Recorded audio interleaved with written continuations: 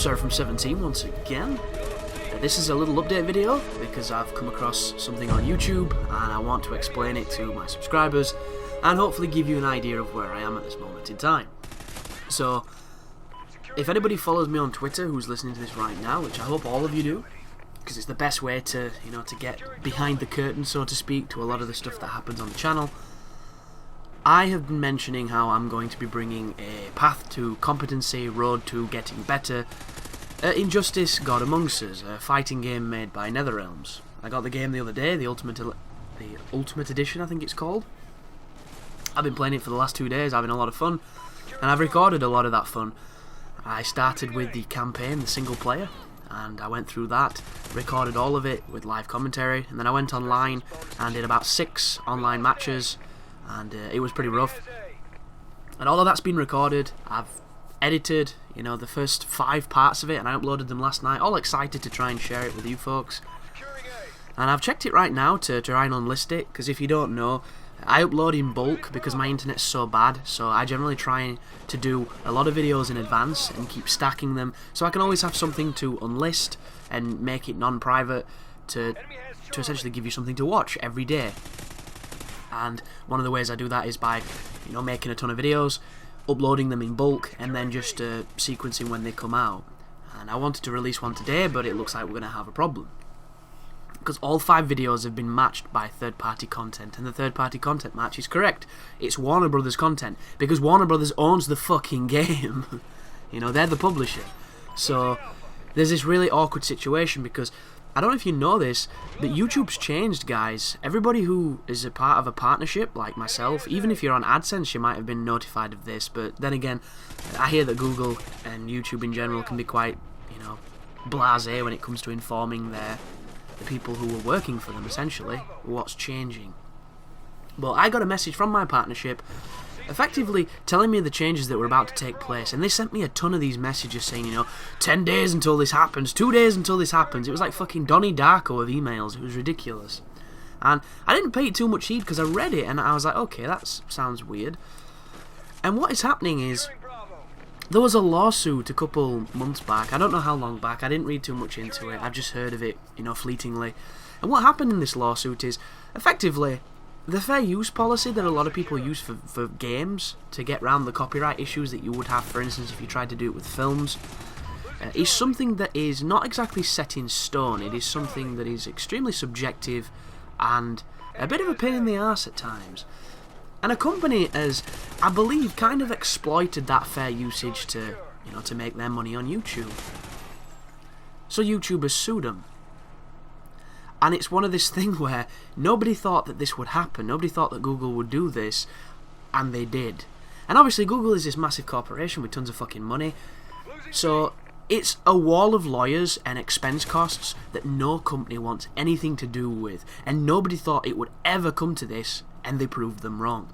So what this has done, guys, is this has had a ripple effect. And if you're interested in this, just try and Google and find it, because I've just given you the most basic, generic interpretation of this story, because I am by no means a business or economical kind of guy when it comes to, where my specialities are. I just know what I read, and I just, skimmed a few lines. But this sent a ripple through all of YouTube, and it's this notion of partners thinking, well, if they can sue them, they can sue us, and what the hell is going to protect us, because we cannot afford to get into this kind of legal dispute with a titan like Google, because it just wouldn't work. It'd be like trying to sue God. It's fucking pointless, and if Billy Connolly can't do it, who can? So they've changed their policy on how they're going to protect and represent their partners. By how they change their policy is, they are no longer going to essentially act as a safeguard for disputes and copyright claims, and copyright claims are all going to be handled in a slightly separate and less hands-on way. And the way that I've translated this is they've kind of thrown us out to sea. We're still going to continue to do what we're doing, and as long as we're in the fines of fair usage and its copyright laws, then we're fine. But if we get into a spot of bother and we need our partnership to come and help us or help smooth things out, they're not going to do that anymore because they're too afraid of getting sued if it goes wrong. And it's one of these things where I barely ever get Content ID matches, and when I do, it's a pain in the ass, but I only ever get one. I don't get floods of them. This is every fucking video. All 5 videos. And there is one thing that's new in how I've decided to do this. I've actually got the volume a lot higher on the playthrough than I normally would. And this particular story mode has a ton of cutscenes, which is something I've never really done before unless it's a playthrough. So what I'm going to do, folks, is I've edited 3 completely different iterations of those first parts. I've got the one as it stands, where I'm going to dispute the claim to see if I can, and hopefully it doesn't close my fucking channel, which would suck, a big fat meaty cock.